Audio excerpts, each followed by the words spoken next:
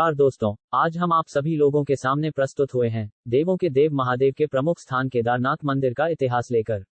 महादेव के सभी भक्तों केदारनाथ मंदिर से जुड़े सभी रहस्य को जानते होंगे और यदि आप महादेव के भक्त हैं परंतु आपको केदारनाथ मंदिर के विषय में कोई विशेष जानकारी प्राप्त नहीं है तो आपके लिए हमारा यह लेख बहुत ही ज्यादा महत्वपूर्ण है, क्योंकि इस लेख में आप सभी लोगों को महादेव के प्रमुख स्थान केदारनाथ मंदिर के विषय में सभी जानकारियां बताने वाले हैं।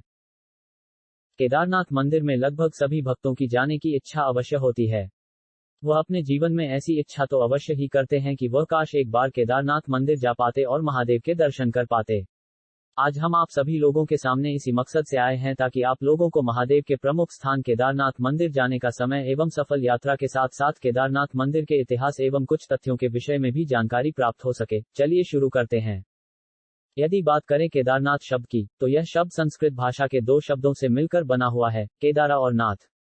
केदारा का अर्थ होता है क्षेत्र एवं नाथ का अर्थ होता है स्वामी। अतः केदारनाथ का शाब्दिक अर्थ होता है क्षेत्र के स्वामी। देवों के देव महादेव का यह मंदिर लगभग समुद्र तल से 3580 मीटर की ऊंचाई पर स्थित है। देवों के देव महादेव का यह मंदिर हिमालय के गोंद उत्तराखंड में बसा हुआ है। महादेव का केदारनाथ मंदिर ऋषिकेश से लगभग 220 किलोमीटर की दूरी पर स्थित है। केदारनाथ मंदिर गंगा की सहायक नदी मंदाकिनी के किनारे हिमालय की गोद में स्थित है। केदारनाथ मंदिर को लेकर बहुत से कथा को लिखा जा चुका है, अतः ऐसे में ही 5 केदार की लोक कथा के अनुसार वर्णित किया गया है कि जब पांडा कुरुक्षेत्र में अपने कौरव भाइयों को पराजित कर युद्ध में विजय प्राप्त कर लिए थे, तब युद्ध के दौरान ही यह अपने गोत्र भाइयों और ब्रह्म हत्या के अपराध से प्रायश्चित करना चाहते थे। इन 5 पांडवों ने अपनी ब्रह्महत्या और गोत्र भाई की हत्या के प्रायश्चित को पूरा करने के लिए अपने संपूर्ण साम्राज्य को अपने परिजनों को सौंपने के पश्चात वह 5 भाई भगवान शिव की खोज में चले गए। यह 5 भाई भगवान शिव की खोज करते हुए सर्वप्रथम वाराणसी पहुंचे, परंतु महादेव इन 5 भाइयों से बचना चाहते थे, क्योंकि भगवान शिव 5 भाइयों के द्वारा युद्ध में की गई हत्या से काफी ज्यादा नाराज हैं। अतः पांडवों से बचने के लिए भगवान शिव ने बैल का रूप धारण कर लिया और गढ़वाल के क्षेत्रों में जाकर छुप गए। महादेव को 5 पांडव मिलकर वाराणसी में ढूंढते रह गए, परंतु वहां पर इनकी भेंट भगवान शिव से नहीं हुई। भगवान शिव से भेंट ना होने के बाद भी इन्होंने अपनी इस प्रबल इच्छा को नहीं त्यागा और भगवान शिव को ढूंढते हुए हिमालय के गढ़वाल की ओर बढ़ गए। भगवान शिव जिस बैल का आधार रूप धारण किए थे, उसी बैल को गुप्तकाशी में पांडवों के दूसरे भाई भीम ने नदी के किनारे चरते हुए देख लिया और भीम ने भगवान शिव के नदी में छिपे होने का एहसास भी किया। तभी भीम के द्वारा नदी में छिपे हुए हैं भगवान शिव को पकड़ लेते हैं और इसके बाद भगवान शिव अवतरित नदी के पृथ्वी से कहीं गायब हो जाते हैं। इसके बाद आगे चलकर पांडव के द्वारा महादेव के 5 अंगों को इन स्थल में महादेव के उपस्थिति के कारण अवतरित कर दिया गया और यहां पर इनका मंदिर बना दिया। केदारनाथ में कुंवर, तुलानाथ में हाथ, मध्यमहेश्वर महादेव में नाभि और पेट, कल्पेश्वर महादेव में बाल, रुद्रनाथ में चेहरा। केदारनाथ मंदिर स्वयं में अपनी एक प्रतिभा रखता है। केदारनाथ मंदिर की नींव लगभग हजारों साल पहले बनाया गया था। अब तक इस बात का कोई विशेष एवं सटीक उत्तर नहीं प्राप्त हुआ है कि केदारनाथ मंदिर का स्थापना कब हुआ था और केदारनाथ मंदिर की स्थापना किसने की थी। केदारनाथ मंदिर भारत के प्रसिद्ध महादेव के मंदिर में से एक है और यह सबसे प्रथम स्थान पर आता है। महादेव के सभी भक्तों केदारनाथ मंदिर प्रतिवर्ष अवश्य ही जाते हैं, क्योंकि इनका यह मानना है कि यहाँ पर महादेव से मांगी गई सभी मनोकामनाएं पूरी होती है। केदारनाथ मंदिर आम दर्शनार्थियों के लिए सुबह के 6 बजे खुल जाता है और इसके बाद शाम के 7:30 से 8:30 तक भगवान शिव के 5 मुख वाली प्रतिमा का विभिन्न प्रकार से श्रृंगार करके प्रतिदिन आरती की जाती है।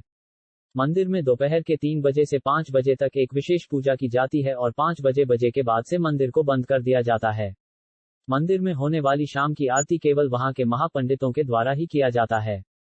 सर्दियों के समय में केदारनाथ घाटी पूरी तरह से बर्फ से ढक जाती है। ऐसे समय में केदारनाथ मंदिर को खोलने एवं बंद करने के लिए कुछ विशेष मुहूर्त निकाला जाता है, परंतु 15 तारीख से पहले बंद हो जाता है और ठीक 6 महीने बाद 15 अप्रैल के बाद से शुरू कर दिया जाता है।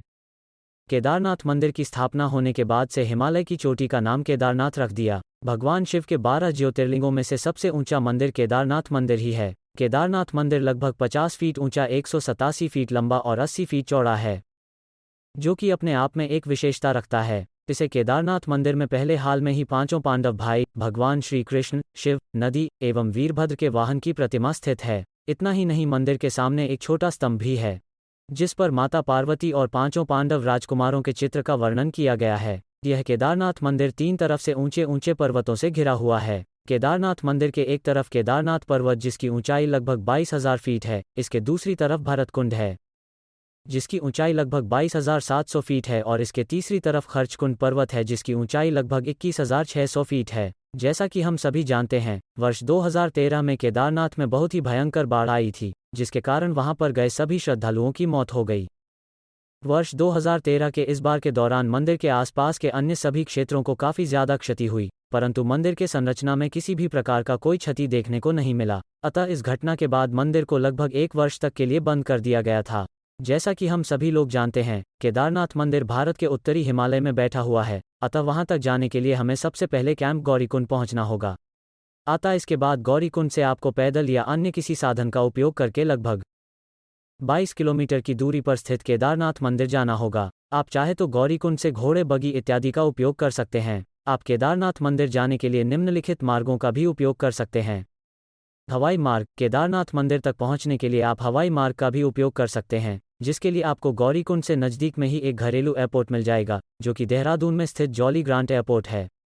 आप यहां से हवाई जहाज का हेलीकॉप्टर लेकर केदारनाथ मंदिर तक पहुंच सकते हैं। सड़क मार्ग। गौरीकुंड से आपको लगभग 22 किलोमीटर दूरी तक पैदल ही जाना पड़ सकता है, और यदि आप सड़क मार्ग का उपयोग करते हैं तो आपको घोड़े या बगी मिल जाएंगे, जिसके उपयोग से आप केदारनाथ मंदिर तक आसानी से पहुंच सकते हैं। केदारनाथ मंदिर तक पहुंचने का सड़क मार्ग काफ़ी कठिन एवं उबड़ खाबड़ है, जिसके कारण यहां पर गाड़ियां नहीं जाती।